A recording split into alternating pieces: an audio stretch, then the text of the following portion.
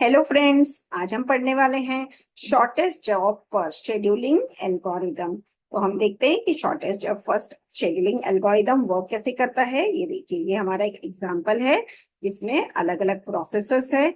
और ये जो प्रोसेसर्स है, ये इनका अराइवल टाइम लिखा हुआ है, process P2, P3 and P1। और गैंट चार्ट में क्या दिया हुआ है कि अगर P2 इसको हम पहले शेड्यूलिंग करेंगे, फिर P3 और फिर P1, तो क्या हो जाएगा, ये जो वेटिंग टाइम है ये बहुत ही कम हो जाएगा। तो देखिए, हमारा शॉर्टेस्ट जॉब फर्स्ट के पहले हम थोड़ा सा बेसिक समझ लेते हैं।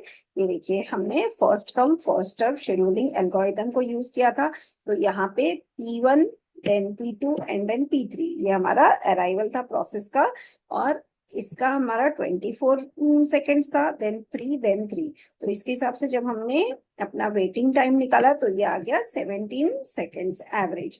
अब हम इसी प्रोसेसेस को अगर हम इसका ऑर्डर चेंज कर देते हैं, लाइक हम पहले P2 लेते हैं, फिर P3 लेते हैं और फिर P1, तो क्या हो जाएगा, हमारा जो वेटिंग टाइम है वो कैसा रहेगा कि प्रोसेस P1 के लिए वेटिंग टाइम है 6 मिनट्स, यहाँ से यहाँ तक।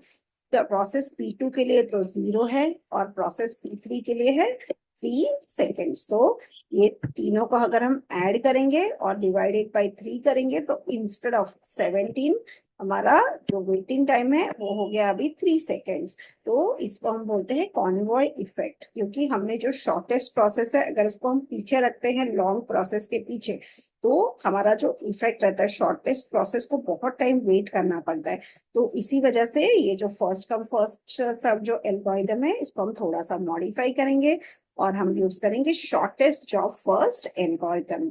इसमें क्या है कि अगर हमारे पास तीन प्रोसेस है, P1, P2 एंड P3, तो जो भी एल्गोरिथम जो प्रोसेस हमारा सबसे शॉर्टेस्ट है, जैसे कि अगर P2 हमारा शॉर्टेस्ट है तो हम इसको सबसे पहले एग्जीक्यूट करेंगे।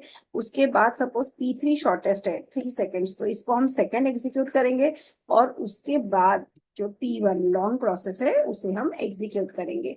तो इसमें भी हमारे पास दो टाइप के स्कीम्स है, एक है प्रीएम्प्टिव एंड नॉन प्रीएम्प्टिव। तो नॉन प्रीएम्प्टिव में क्या होता है कि एक बार हमने प्रोसेस को एग्जीक्यूट करना स्टार्ट कर दिया तो हम उसको कंप्लीट करेंगे। उसका जो सीपीयू बर्स्ट है उसको हम कंप्लीट करेंगे, उसको हम बीच में स्टॉप नहीं करेंगे। प्रीएम्प्टिव में क्या होगा, अगर सपोज एक नया प्रोसेस आता है जिसका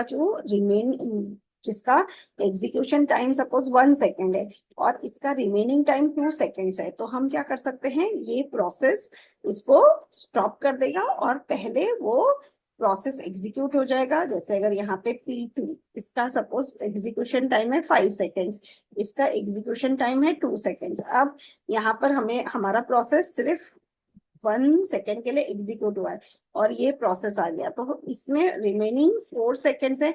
तो क्या होगा, ये प्रोसेस इसको हाफ में स्टॉप कर देगा और प्रोसेस P3 पहले एग्जीक्यूट हो जाएगा। तो ये टाइप का जो एल्गोरिदम है इसे हम बोलते हैं प्रीएम्प्टिव एल्गोरिदम।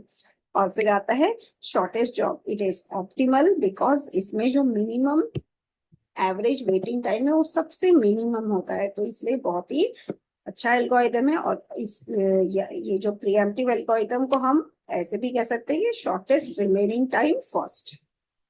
अब हम एक non pre-emptive shortest job first का एक एग्जांपल देखते हैं। हमारे पास सपोज प्रोसेस है P1, P2, P3 and P4, और इसका अराइवल टाइम भी दिया हुआ है 0, 2, 4 एंड 5।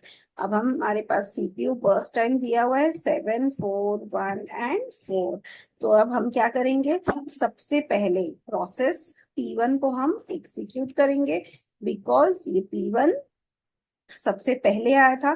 तो हमें इसका एक गैंट चार्ट बनाना है। ये देखिए, इस तरह से हम 0 पे प्रोसेस P1 को स्टार्ट करेंगे, फिर ये प्रोसेस P1 7 सेकेंड्स के लिए एग्जीक्यूट होगा।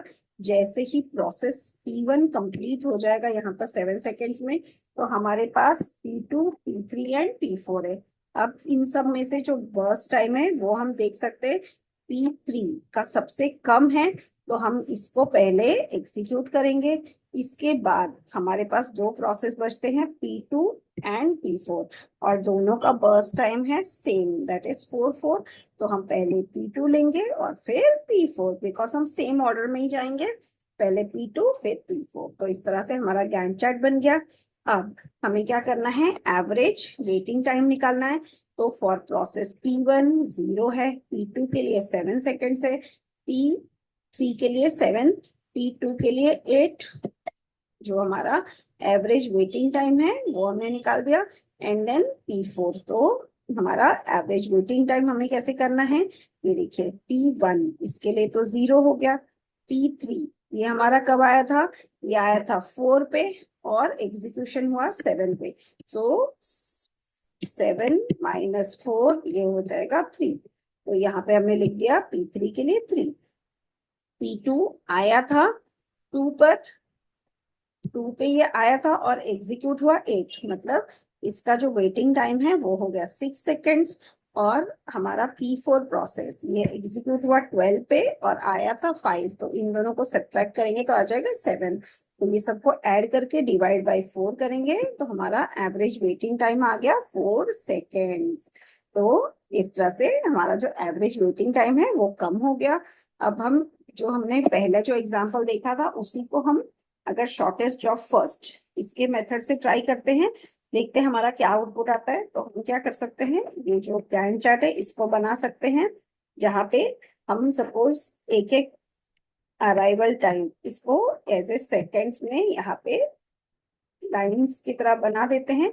अब हमारा जो प्रोसेस P1 है वो सबसे पहले आया था, अराइवल टाइम वाज 0। तो हम प्रोसेस P1 यहाँ पे एग्जीक्यूट करेंगे, ये 3 सेकेंड्स के लिए एग्जीक्यूट होगा, मतलब 1 2 3 यहाँ पर ये कंप्लीट हो जाएगा। अब 3 सेकेंड्स के बाद हमारे पास दो प्रोसेस है P2 एंड P3। तो हम किसको सेलेक्ट करेंगे, क्योंकि इसका जो बर्स्ट टाइम है वो 2 सेकेंड्स है, तो हम पहले सेलेक्ट करेंगे P3 को। तो ये P3 2 सेकेंड्स के लिए एग्जीक्यूट हो जाएगा यहाँ तक।